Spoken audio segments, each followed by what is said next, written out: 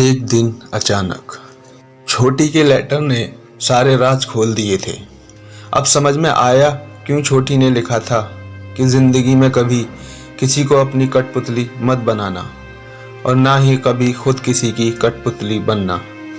छोटी की आत्महत्या की खबर ने मुझे अंदर तक हिला दिया था, क्योंकि छोटी कायर नहीं थी। फिर मुझे एक दिन छोटी का वह लेटर मिला जिसने सारे राज खोल दिए और मुझे परेशानी में डाल दिया कि क्या छोटी की आत्महत्या को मैं यूं ही व्यर्थ जाने दूं। मैं बालकनी में पड़ी कुर्सी पर चुपचाप बैठा था। जाने क्यों मन उदास था, जबकि छोटी को गुजरे अब 1 माह से अधिक हो गया था।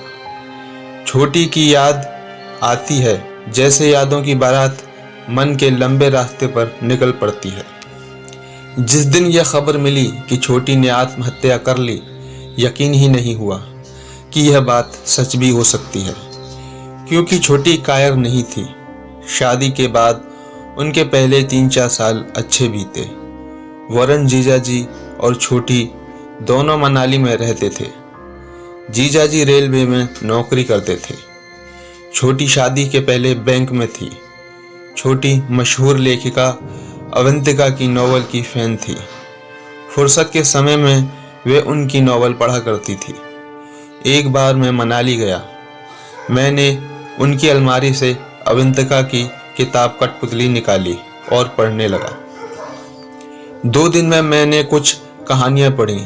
उन कहानियों ने मुझे इतना प्रभावित किया कि गोवा वापस आते समय मैंने छोटी से कहा, बाकी कहानियां पढ़कर यह किताब मैं आपको वापस भिजवा दूंगा।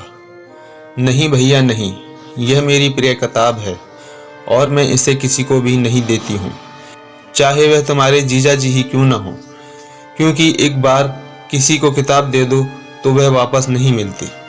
उन्होंने किताब मेरे हाथ से ले ली और अलमारी में रख दी। जब कभी 2-3 दिन की छुट्टी पड़ती तब वे हमारे यहाँ आ जाते। 2 दिन साथ रहते। उस दौरान हम बाहर घूमने चले जाते। कभी कोई अच्छा सा खाना खाते। इस प्रकार हंसते खेलते 3-4 साल निकल गए।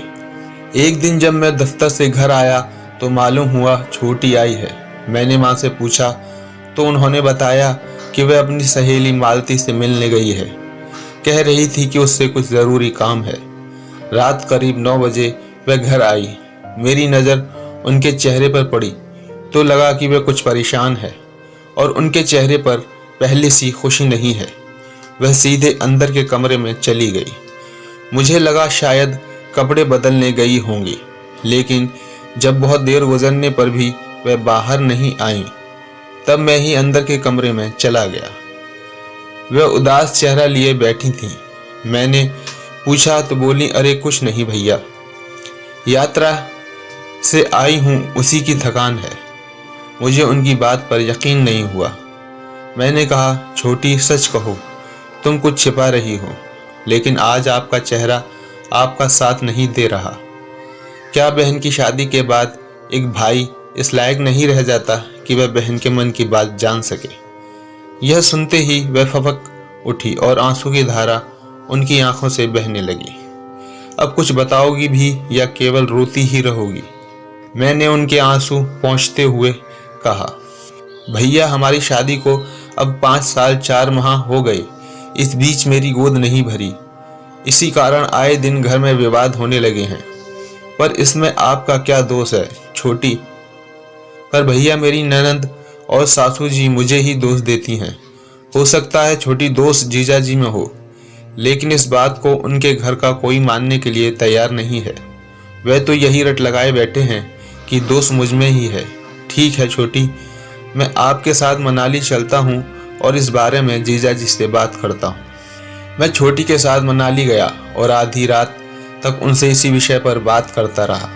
वे बोले, देखो भैया, मैंने तुम्हारी बहन से शादी की थी तब मेरा एक सपना था कि मेरे घर में मेरे अपने बच्चे हों। जब मैं शाम को काम से घर वापस आऊँ तब वे प्यार से मेरे पैरों में लिपट जाएं और अपनी तोतली जबान से मुझे पापा पापा कहें। फिर मैं उनके साथ खेलूं, उनको हंसते हुए देखूं तो कभी रोते हुए। उनको अपने कंधे पर बैठाकर गार्डन में घुमाने ले जाऊं मैं उनका अच्छे से पालन पोषण करूं, उन्हें इस काबिल बनाऊं कि जब मैं बूढ़ा हो जाऊं तब वे मेरा सहारा बने, मेरा नाम और वंश आगे चलाएं। फिर पंडित पुजारी कहते भी हैं कि जब तक अपना पुत्र पानी नहीं दे तब तक मरने के बाद भी आत्मा को मुक्ति नहीं मिलती। तब मेरी यह तमन्ना गलत तो नहीं है ना? जीजा जी ने अपने दिल की बात बताई। जीजा जी, क्या आप ये कहना चाहते हैं कि जिनको पुत्र नहीं होते उनको मुक्ति नहीं मिलती? पर एक सच आप भी जान लीजिए कि इन पुण्य पुजारियों ने यह सारी बातें सिर्फ अपना पेट और जेब भरने के लिए फैला रखी हैं। जीजा जी, आदमी को मुक्ति मिलती है तो अपने किए कर्मों के आधार पर। मेरे लाख समझाने के बावजूद वह अपनी ही बात पर अड़े रहे। अब वह वहां रुककर और क्या करता। मैं दुखी होकर वापस घर लौट आया। एक रात करीब 10 बजे छोटी का फोन आया। वह बोली, तुम्हारे यहाँ से जाने के बाद अगले ही दिन रामपुर से मेरी सासू जी ननद के साथ मनाली आईं। फिर वे दोनों मेरे घर आईं और बोली, देखो छोटी, पास की पहाड़ी पर एक साधु बाबा का डेरा है, तुम हमारे साथ वहां चलो, शायद उनके आशीर्वाद से तुम्हारी गोद भर जाए। मैं उनके साथ वहां गई थी। अब उन्होंने अगली अमावस की रात बुलाया है। खैर, अब उनका स्वभाव और व्यवहार मेरे साथ अजीब सा होता जा रहा है। अब वे दूसरे कमरे में सोने लगे हैं। मैं उससे क्या कहता सिवा इसके कि छोटी, थोड़ा सब्र रखो, देखो कुछ दिनों बाद फिर पहले सा सामान्य हो जाएगा। कुछ दिन बीते। इन दिनों मैं ना तो छोटी का फोन आया और ना ही कोई चिट्ठी आई। एक दिन मैंने ही उन्हें फोन किया, फोन छोटी ने ही उठाया। मेरे बराबर पूछने पर वे बोली, भैया उन्होंने अपना तबादला कमालपुर करवा लिया है और अब मैं यहाँ अकेली ही रहती हूँ। कहने के लिए यहाँ उनकी बहन और बहनोई हैं। इतना कहकर उन्होंने फोन रख दिया। वक्त गुजरता गया और 6 माह बीत गई। एक दिन जीजा जी के बड़े भाई साहब, जो हमारे ही शहर में रहते हैं, बाजार में मिल गए। बातचीत के दौरान उन्होंने बताया कि जीजा जी ने कमालपुर में अपने ही रेलवे में काम करने वाली एक तलाकशुदा महिला से शादी कर ली है।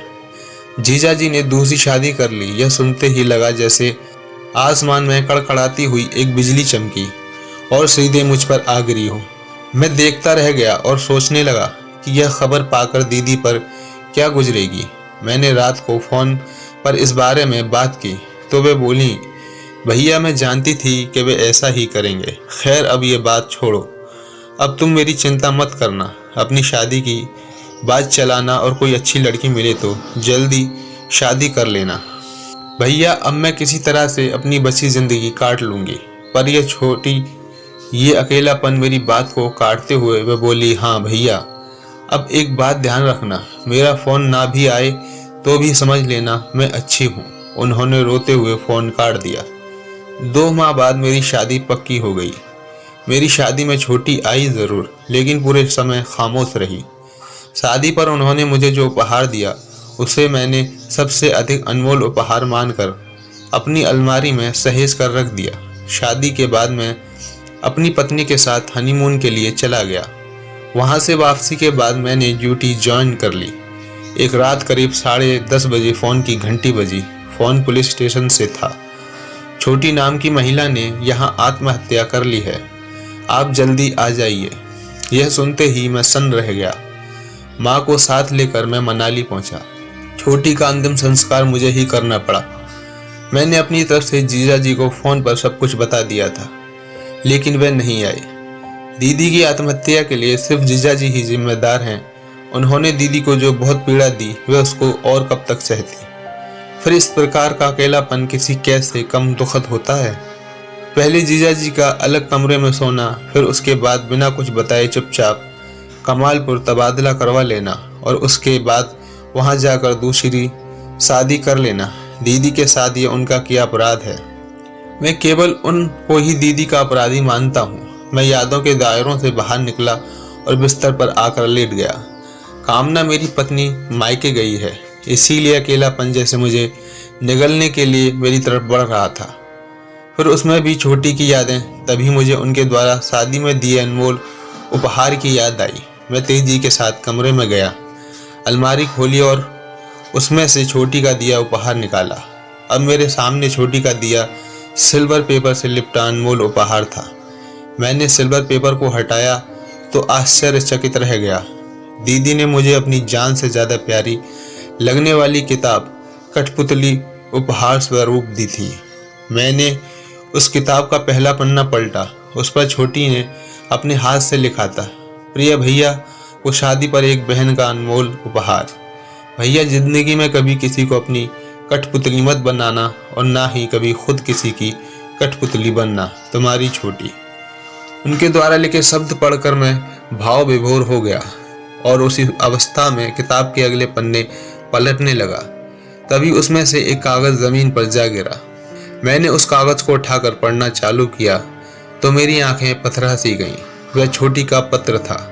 सिर्फ मेरे नाम उन्होंने लिखा था, प्रिय भैया, सर्वप्रथम यह पत्र सिर्फ तुम्हारे लिए है। यह याद रखना, इस पत्र द्वारा मैं कुछ सच्चाइयां तुम्हारे सामने लाना चाहती हूँ जिनसे तुम अभी तक अनजान हो।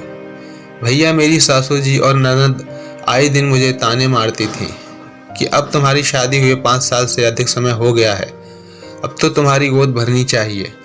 अड़ोस पड़ोस की महिलाएं और मेरी सहेलियां भी पूछती रहती हैं कि बहू कैसी है, अभी उसे बच्चा हुआ या नहीं। अगर ना हुआ हो तो किसी साधु या बाबा के आश्रम में उसे ले जाकर उनका आशीर्वाद दिलवाओ। भैया, ऐसी बातों से मैं आहत तो होती ही थी, उसमें भी यह एक और घटना हो गई। हमारे पास के ममता जी के यहाँ उनकी बहू की गोद भराई का कार्यक्रम था। मैं भी वहाँ गई थी। एक एक करके सब स्त्रियां ममता जी की बहू की गोद भर रही थीं। जब मैं उसकी गोद भरने के लिए उठी तो उसने यह कहकर मुझसे गोद भरवाने से इनकार कर दिया कि मैं एक बांझ औरत से अपनी गोद नहीं भरवाऊंगी। उसके मुंह से यह बात सुनकर मेरी हालत तो मरने जैसी हो गई। मैं वहां से अपमानित होकर अपने बेडरूम में आकर रोती रही। एक दिन यह बात मैंने अपनी ननद को बताई तो वह बोली, इसमें गलत क्या है, 5 साल से अधिक समय हो गया, इतने सालों में अभी तुम्हारी गोद नहीं भरी तो लोग तो तुम्हें बांझ ही कहेंगे ना। भैया, तुम्हें याद होगा एक बार मैंने तुम्हें फोन पर बातचीत के दौरान भोपाल के पास स्थित पहाड़ी पर एक बाबा के डेरे पर जाने की बात कही थी। भैया, पहली बार मैं वहां अपनी सासू जी और ननद के साथ गई थी। तब वे बोली थी, उन बाबा का आशीर्वाद पाकर कई स्त्रियों की गोद भर गई है, तुम हमारे साथ चलो, हो सकता है उनके ही आशीर्वाद से कोई चमत्कार हो जाए। वे मुझे पहाड़ी पर स्थित बाबाओं के डेरे पर ले गईं। बाबा के डेरे पर एक बड़ा बोर्ड लगा था, टेंशन भगाने वाले बाबा का आश्रम। उसके नीचे लिखा था, यहाँ जड़ी बूटियों से सभी प्रकार की तकलीफों का उपचार किया जाता है। वहाँ बहुत से परेशान पुरुष और महिलाएं बैठे थे। बाबा एक एक करके क्रम से सबको अपने पास बुला रहे थे। जब मेरा नंबर आया तो बाबा बोले, मैं तेरी परेशानी समझ गया हूँ, तेरे साथ कौन आया है। मैंने इशारे से बताया कि मेरी ननद जी मेरे साथ आई हैं। वे मेरी ननद से बोले, बहन, मामला पुराना हो चुका है, समय लगेगा पर फल जरूर मिलेगा। इसे 4 माह तक अमावस की रात्रि में यहाँ लाना। तंत्र मंत्र, पूजा पाठ और हवन आदि करने पड़ेंगे। यह सारे काम रात को एकांत में गर्भगृह में होते हैं। फिर उन्होंने मेरे गले में एक ताबीज बांधा और ननद से कहा, अब तुम इसे अमावस की रात को यहाँ लाना। बाबा के कहे अनुसार मैं ननद के साथ 3 माह तक अमावस की रात पहाड़ी पर बाबा के डेरे पर जाती रही।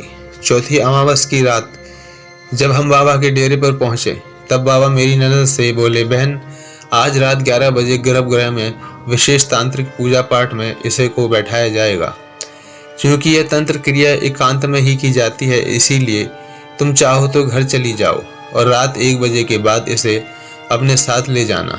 उनके कहने पर ननद जी घर चली गईं। उसके बाद वह बाबा लोग मुझे एक अंधियारे गर्भगृह में ले गए और उन्होंने मुझे एक हवन कुंड के सामने बैठा दिया। फिर उन्होंने कुछ देर जोर से मंत्र पढ़े। उसके बाद बाबा बोले, अब तुम एक एक करके अपने बदन से वस्त्र उतारो और इस हवन कुंड में डालती जाओ। मैंने वस्त्र उतारने से साफ इनकार कर दिया। तब पीछे से एक साधु बाबा ने मेरे हाथ पकड़े और दूसरे ने मेरे साथ जबरदस्ती करना चालू कर दिया। मैं जोर जोर से चिल्लाई भी, लेकिन शहर से दूर पहाड़ी पर मेरी आवाज सुनने वाला वहां कोई नहीं था। उस रात में उनके दुराचार का शिकार हो गई। वे दुराचार करने के बाद मुझे पहाड़ी से नीचे फेंकना चाहते थे, लेकिन बहुत संघर्ष करके मैं वहां से जान बचाकर भाग आई।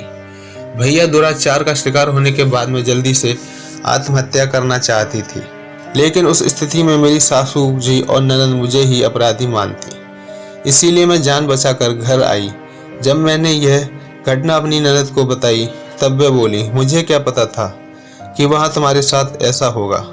हम लोग तो यही चाहते हैं कि तुम्हारी गोद भर जाए और हमारे भैया को उनका वंश चलाने वाला मिल जाए। जब मेरी सासू जी को इस घटना के बारे में मालूम पड़ा तब वे बोली, लगता है मेरे नसीब में मेरे मरने के बाद भी मुझे पानी देने वाला नहीं है। भैया अब तुम ही बताओ, ऐसी मैली जिंदगी जी कर मैं क्या करूं? तुम्हारे जीजा जी ने मेरे जीवन में जो अकेलापन भर दिया है उससे मैं तंग आ चुकी हूँ। इसीलिए सोचती हूँ कि आत्महत्या कर लूँ। भैया याद रखना, यह पत्र सिर्फ तुम्हारे लिए है, इसीलिए इसका जिक्र कभी किसी से मत करना, पुलिस से भी नहीं। तुम्हारी छोटी। पत्र पढ़ने के बाद मेरे मन में यह बात पक्की हो गई कि छोटी की मौत के लिए सिर्फ जीजा जी ही दोषी हैं।